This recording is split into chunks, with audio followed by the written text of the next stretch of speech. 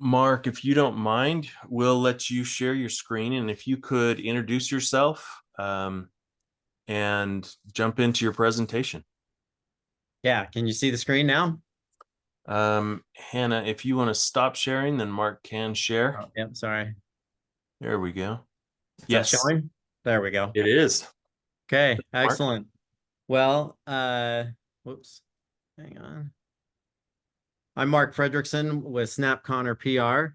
Let me introduce the firm a little bit, then I'll introduce myself. We focus on strategic communications to achieve your next objective, whether that is funding, whether that's product sales, whether that's reputation of the company. That's what we focus on. We work well with high growth companies that are, I'd probably say, just past the startup phase, all the way to through their high growth phase. We have some great people at our firm that have entrepreneurial backgrounds, and I think we've matched really well with those kinds of companies.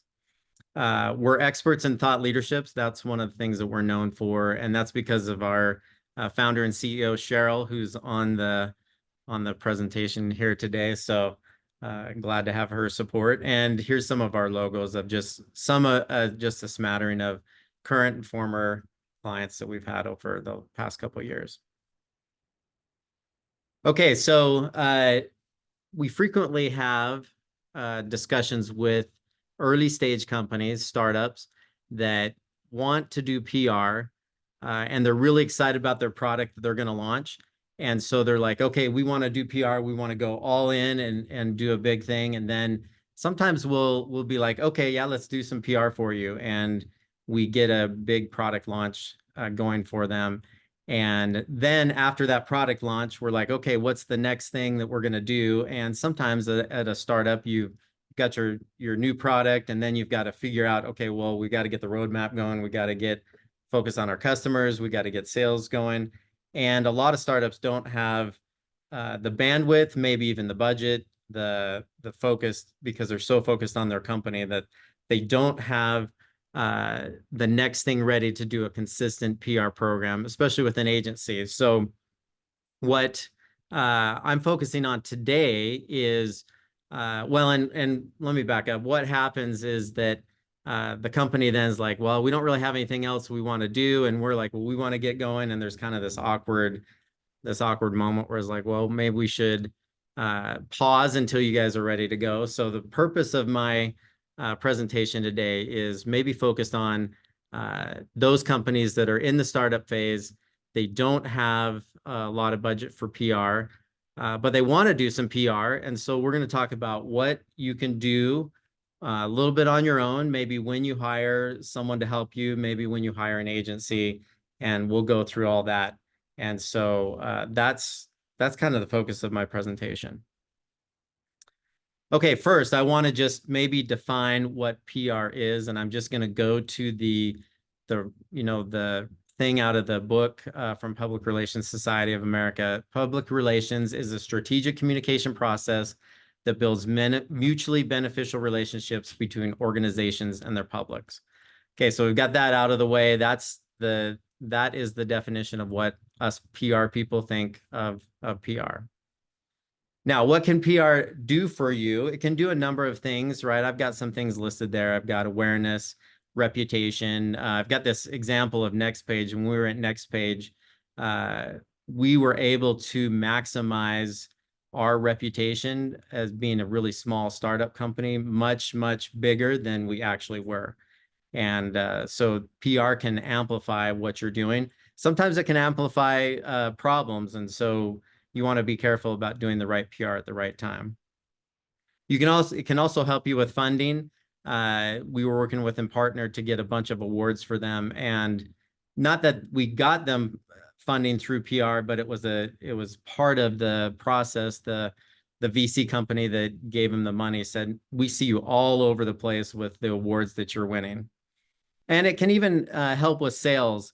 Now, it's not a primary sales driver. I would probably say you'd want to do direct marketing strategies and tactics to really support your sales, but you can get sales out of PR, and I've got two examples there. I'll give Nearmap, one of their greatest lead things with PR was when they had a story on KSL.com, even outperformed some of their industry focus that they've been doing. And Life was reviewed by the Wall Street Journal, and as you can imagine, that was one of their biggest sales days. There are some other things here that can help you with a lot of good reputation or differentiation. You can get third-party endorsements, etc. All right, now we're going from strategic to tactical. Now, I have 10 ideas for you for PR. I don't think I'm going to get through all 10. If I do, then I've got them up here. So I'm going to try and go through 5 of them. And if we do okay there, then I'll keep going. But I want to go through at least 5. I'll give you the other 5 in this slide presentation. And then I want to also make sure we talk about how you can execute it. Maybe to Taylor's point, what can you do with your own PR that you do? So let's go through some of the ideas.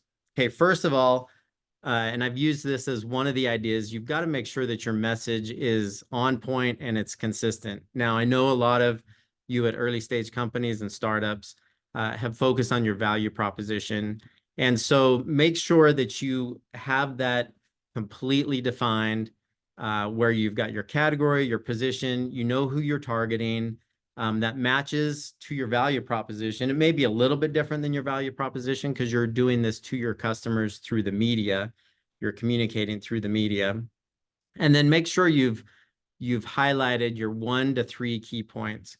I did some work with I-15 reconstruction back in the day. And what I liked about that was that we had 3 key points. And that was that we're building a freeway that is going to be on time, on budget, and of high quality. And every time we did a media interview, we reiterated at least one of those points, and we tried to get those 3 key points in any interview that we did, so that we were communicating, yes, we are building a freeway that is, again, on time, on budget, and really high quality. And then you can use your supporting messages to emphasize those 3 key points. You can also do that to get competitive differentiation, and then take those message points to create your, basic descriptions, almost like the about us paragraph that you would put in a press release. And that helps you clarify exactly what you're saying and to whom. Okay, the next point, we talked about press releases. I think something you can do as a startup company is to do press releases. You want to make sure, though, that they are newsworthy, and there's some categories here that would be newsworthy, right? You don't want to talk about what you had for lunch necessarily, or that maybe you're attending a conference, but you could talk about maybe you're speaking at a conference. But obviously, if you have a change in executive leadership, you have a funding event that comes, you have some milestones that you've achieved, of course, a new product launch, you want to include those and create a press release for those. Now, to do that, you want to have a strong headline and a lead, right, that will summarize the information that you want to present, and it also will capture some attention, be something that will show that you're different from another company. And then you want to get the most important information right up at the front, so that if someone lasts only a couple of paragraphs, that they've got the most important information in that from that press release. Basically, you also want to make sure that you cover the who, what, when, where, and why, usually right up front, as close to the front as you can get. And then that will help capture, right, everything that someone needs to know in the first couple of paragraphs. Some of the other things you want to do, you want to make sure it's customer centric. You want to define what this means to the target audience or the customer that you're talking to. I think it's valuable when you do a press release to post it on a wire of some kind. We like PR Newswire and Business Wire, but there are other wires like Globe Newswire, EIN Press Wire, and other places that will post your press release on their system, so that you can get some good SEO value, and it'll show your track record. So here's an example. What you're doing by doing press releases consistently is you're creating this track record. So here's an example of Gab's search. I search for Gab, and here are the results that come up on Business Wire, but you'll also see these pop up on their regular Google search. So now you can see in just a brief minute, you can see what has Gab been doing in the last, few months. And this is just in 2024. Okay, the next thing that you can do is thought leadership. Let me take a drink for a second.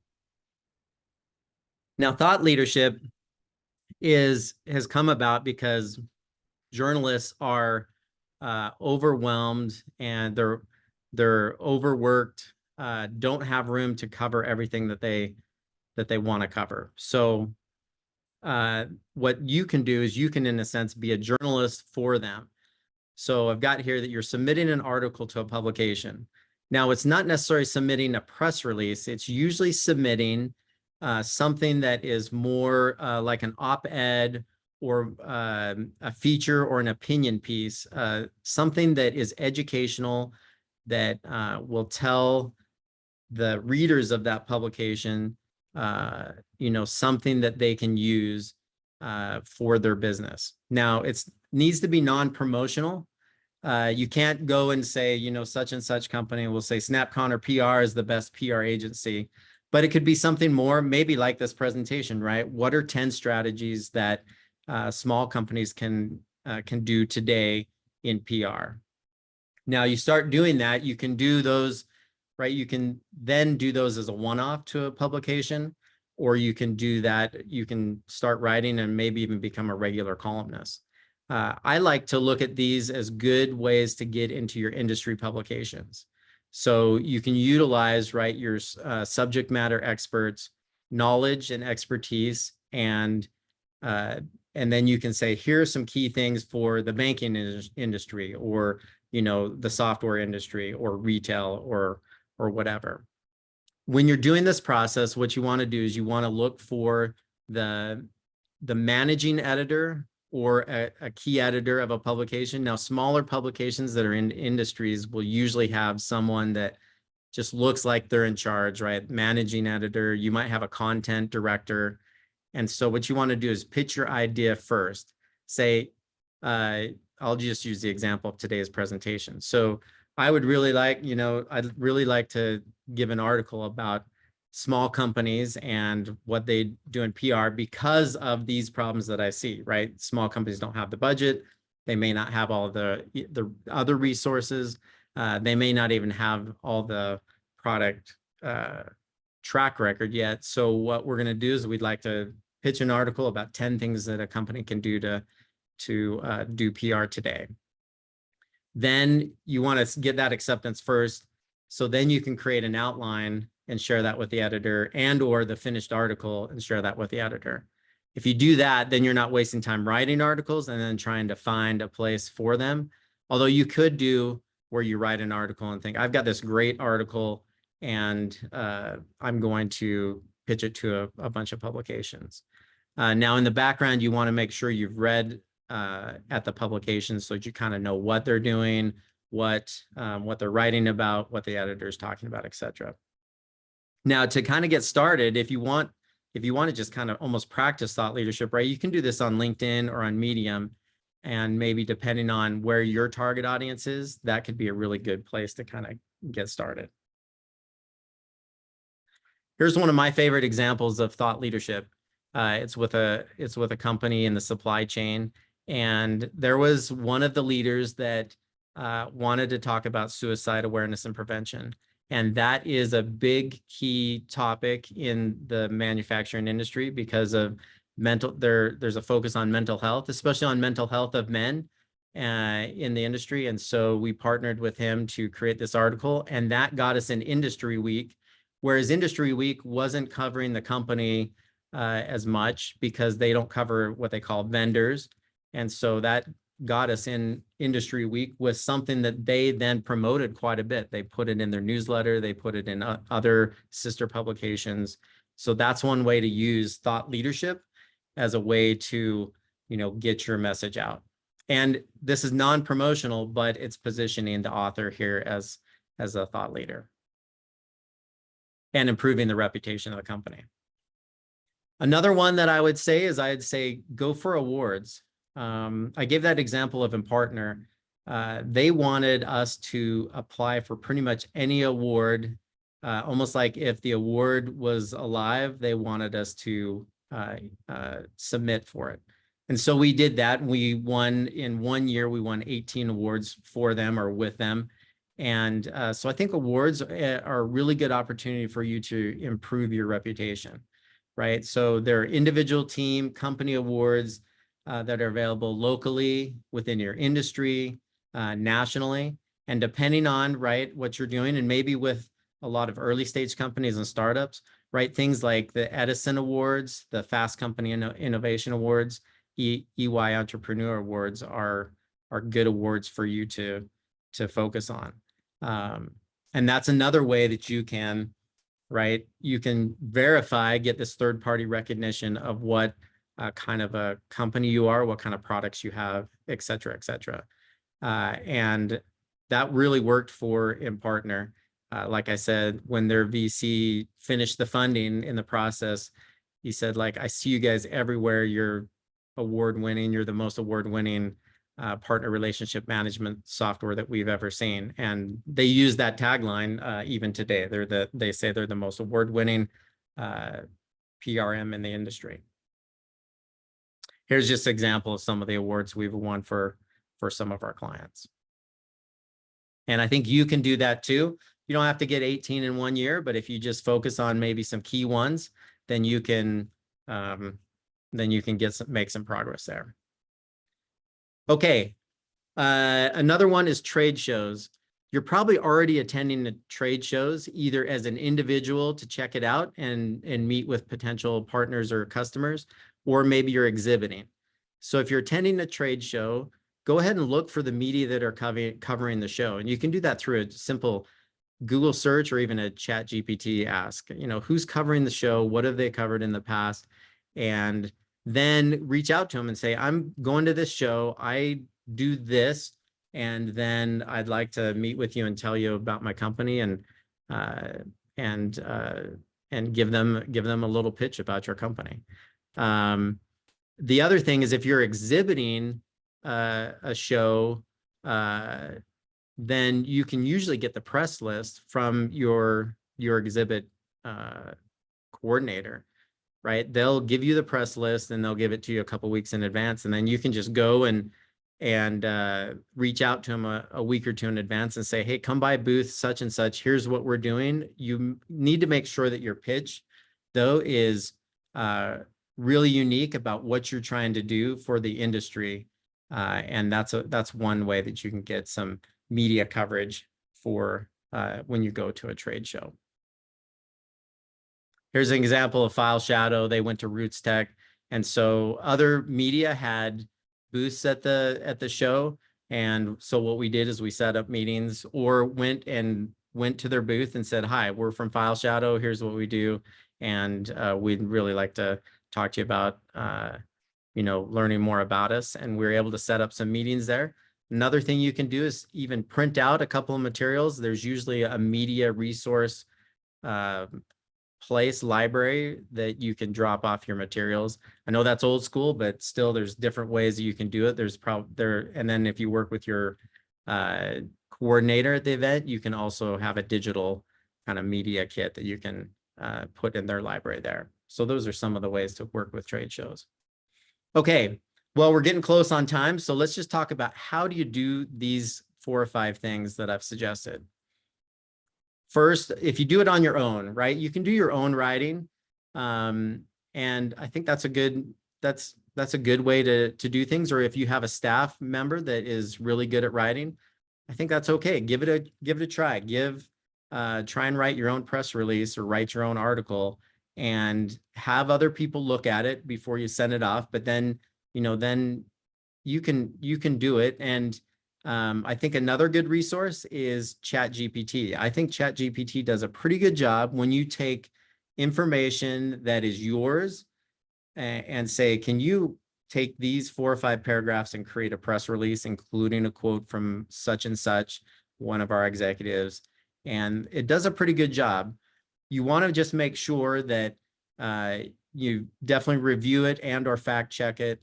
And, don't take it for face value what it says, because the chat GPT will probably write it a little bit more promotional than I would typically write a press release.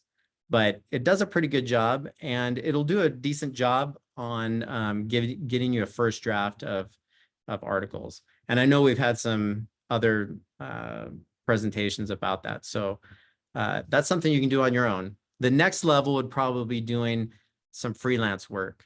So usually you can get a budget-friendly hourly rate there, or you can do it either per hour or even per project. It's like, how much would you charge for writing an article on this topic? And then if you do it consistently, you might even get a discount. Like if I did 10 articles over the next 10 months, could I get a discount of this price? So you can use freelance workers very well, and you can then pick and choose freelance workers. Maybe someone is good at media relations, someone's good at writing thought leadership articles, someone's really good at doing a press release and then pitching the media. So then you can do freelance. Now, the next step up, I would say, would be working with an agency, and that's when you need consistent support month to month. I feel like that's when you've emerged from kind of startup mode and you're now got consistent budget that you can work with, usually in marketing, in other areas too. And that's when you can start using an agency. What the agency will do is they'll be able to create some more strategy around PR. I think what I've been telling you right now has been a little bit more tactical. And I think that's okay to be a little tactical while you're still kind of getting things started up. But when you're turning into a bigger company and in a higher growth mode, I think you want to make sure that you're creating a strategic view of that. And then maybe just a pitch for being a good client. I mean, we want to be a really good agency, but make sure you have the time to kind of partner with the agency and help give them things to do. Not that you're always the idea generator and say, do this, do that, but you're kind of the journalist representative for your company. And so you need to make sure that you're feeding them things that you're hearing about and seeing in the company and in the market. And then they can take that and use that and, leverage that in the PR area so that you can, anyway, that'll make a good partnership there. All right. Maybe to Taylor's point on the LinkedIn post of the press release, coverage is just the beginning. Don't just rely on, okay, we got in the Wall Street Journal, so that was awesome. Let's, take the next couple of weeks off. What you want to do is leverage that, because maybe your customers aren't even reading the Wall Street Journal or whatever publication that it's in, or just a portion of your customers are reading that publication. So make sure you do everything you can to publicize it, right? Post it on your website, put it on social media. You can send it out in a company email. You can send it out in your client email newsletter, right? Other sales emails, you could put it on your email signature. Anything that you do to communicate with other people, you should go ahead and basically post it so that you can maximize the coverage. And then I'm just going to talk briefly about measurement. Then we'll get, then we'll get to the Q&A, and then we'll have to do the bonus tips later, because I know we're getting close on time. There's a lot of things you can do to measure. PR is a little bit harder to measure because it's not a direct one-to-one kind of thing. You can't look at, click rates, or you can't, there's not usually not a direct, like I put out a press release and then I got 20 sales from that. Now you may get that. I'm not saying you can't, but so there's other things that you can look at to measure PR. One is you want to make sure everything maps to your objectives. Then you can do like just basically a publication report. Here's where we reported, and here's how many people each of those publications reached. You can look at how your share of voice compares to your competitors. And then also maybe just ask, how did you hear about us? How did you come to find out about our company and then purchase our product? So make sure you're grabbing some where the leads are coming from, maybe get some anecdotal stories, maybe like I shared with about ImPartner and their VC person. You can also measure the messaging that's coming out and the sentiment. I've got some examples. I've just thrown some graphics up here. Here's some of the graphics that we provide our clients. And And so those are ways that we measure, right? Us versus the competition. We look at the trend lines. We look at what messages have come through, were the articles positive or negative, et cetera. Well, I think that is all the time I have for now. Let's go to Q&A if that's okay. And I'll let you guys read on your own the bonus tips if that works. That's great. Thanks, Mark. Really appreciate that. I'll kick it off with questions, but if you have questions, you can throw them in the chat and or raise your hand. It looks like Andy, you raised your virtual hand.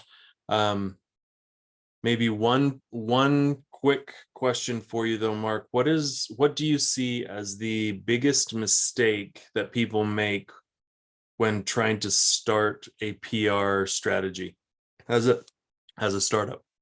Well, I don't know if I'd say it's a mistake, but I think one thing is you should just give it a try. I wouldn't be too worried about, getting out there I mean, you don't want to go out there and do something dumb, but right, use your common sense about what you would want to post about and what's news about your company. So I think not doing anything to me is a mistake. And then I think if you have, the other thing is don't get too caught up in negative publicity. Sometimes you'll put out a review or you'll ask someone to review your product and then you might get a mediocre review, especially if you're just in the early stages of your product roadmap, right? They may say, well, you're not as good at this, that. Don't overreact to that. Use that as an opportunity to learn and know what someone else is saying about your product.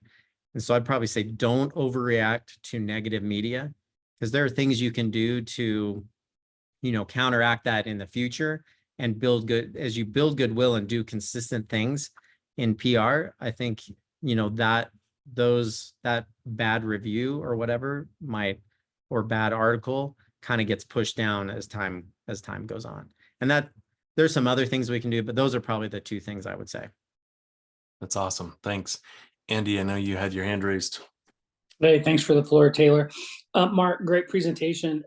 Early on in the presentation, you had said make sure that it's newsworthy. If it's not newsworthy, in my own experiences, those are the ones that just don't perform as well when you look at the metrics, because it wasn't newsworthy, whether it be on socials or the public publishing a PR. And so I love the idea of just starting and doing it, but challenging ourselves to make it as newsworthy as possible so that we're just not putting out nonsense. Thanks so much, Mark. Yeah, no, I agree. And, maybe to certain people, what makes news is different, right? Sometimes to the CEO or the founder, they're like, a lot of things are news. Like, we're doing this awesome stuff. And I love that. We just want to make sure that we're not, that you're just kind of looking at it from a customer's perspective, not your perspective, because that's why you're founders and why you're doing so many awesome things is you've got the vision and you believe. Just want to check yourself there before you go out. And I guess I could say check yourself before you wreck yourself. But you just want to make sure that you're consistently putting something that's newsworthy. And like I said, don't say this is what we had for lunch or we had a lunch meeting that was great. You want to say we got a new product, we signed a new customer, we won an award. And I think awards are okay. They're not covered much by the media, but I think it's okay to put out we won an award, because that puts a stake in the ground. That's a milestone thing that you put in your press release track record. Other? Yeah, I've got a question here. Questions in the chat. So Heather asked, any tips or best practices on pitching press releases to media? Example, using attachments versus putting the press release in the body of the email, how often you pitch to them, etc. Yeah, I think again, just give it a try, pitching. so first find the publication where you think your customers are, where you know your customers are. That's sometimes done by asking customers or by looking at the title, looking at what they're writing about, and then just go contact the editor and say, here, we got a press release out today. What do you cover these kinds of things? You want to give a strong pitch to it. We just launched a product that is changing the way let's use Gab, for example, right? That is protecting children from social media pressures and introducing them to the wrong technology too early. Something like that, right? And then here's the press release about it that Gab released, their Music Plus system. And so I think I would try to the editor. Now, a couple of the technical things. Yeah, I like putting the text in the email as opposed to attachments, and even attachments of photos and other things that you might use. I would put those as links to a Dropbox, a Google Drive, or whatever, so that everything is in there and there are no attachments. I think that just gets you through spam filters a little bit easier, and probably gets, I think, I don't have any data behind it, but gets you into the inbox and maybe visible a little bit easier. And then on pitching media, I would think of what do they need to complete the story. So I'll give you an example of a local one. Tech Buzz News loves to cover early stage companies. And so I'd probably send a press release to Tech Buzz News. But what he likes is he doesn't like the product shot. He'll use it, but he likes the pictures of people at the company. And so when you're pitching him, you need to look at what he's written about and what he uses for the photos, and then deliver the entire package. That'll get you ahead of the game than the back and forth of where he's asking, I need this, I need that. If you can deliver the full package of what someone might need, then that'll get you better coverage. On the flip side, if they're only going to post the text of the press release, then just you can send them the text of the press release. You don't need to send them 40 links of photos or anything like that. So watch for what they cover. But Tech Buzz News is a good example of that. Deliver the entire package to them. That's great. Thanks, Mark. We've got one more time for one more question. Can you tell me more about earning awards? Is it paid? Is it only for larger or scale ups, not for startups? I think there's an award for almost every company, and that includes individuals and company awards. And is it paid or not? It depends. So example, locally here, Utah Business has quite a few awards, right? They've got, right now, I think they're coming out with the Executive Excellence, which used to be the CXO Award. And they are, that's not paid. Although I think they just closed on the Utah Business Fast 50. And they have certain requirements for that. And that was, I think, $275 to submit, something like that. There are some like the Stevie Awards that can be up to $500 or $600. And and I think, I think that something like the Stevie Awards is probably good for almost any company. I think for early stage and startups with a track record of innovation, I think some of those innovation awards are available. Let me see and then earning awards. I think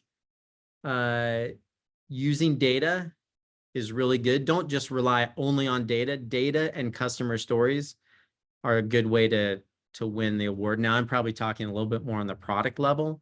So if your product if you're doing something on product, right, use data. How is this changing the market? How is it helping customers improve their sales and whatever measurements they would use customer stories as part of that.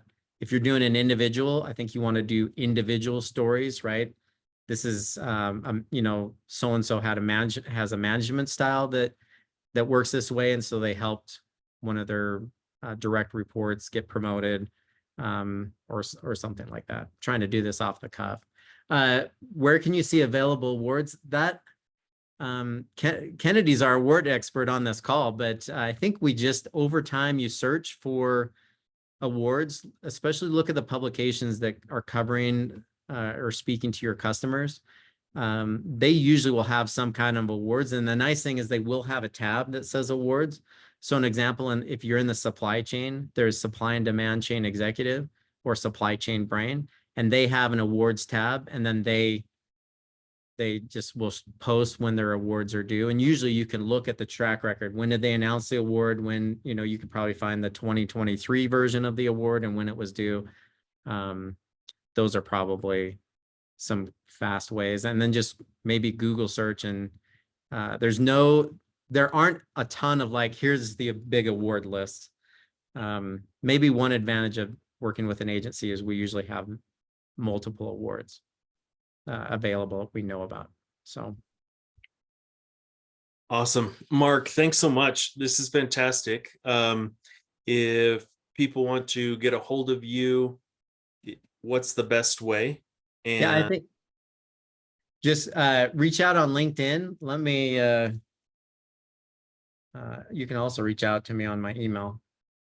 I think I've talked to a couple people in this group specifically about PR strategies they can use. I'm totally open to talking to you about what you can do for PR. You know, I know you may not be available to use SnapCon or PR at this time, and maybe there'd be a time in the future, but I'm also happy to share any of the information that we have. So hopefully this has been helpful, and thank you for the opportunity. yeah, thanks, Mark. It's been really helpful. I think learned a lot and really appreciate you taking the time with us today. I would encourage everybody to reach out to Mark and the team at SnapConnor. Thanks for your time, and we'll look forward to seeing everybody next week on Tuesday at 11 Mountain Time. Thanks, Mark. Thank you very much.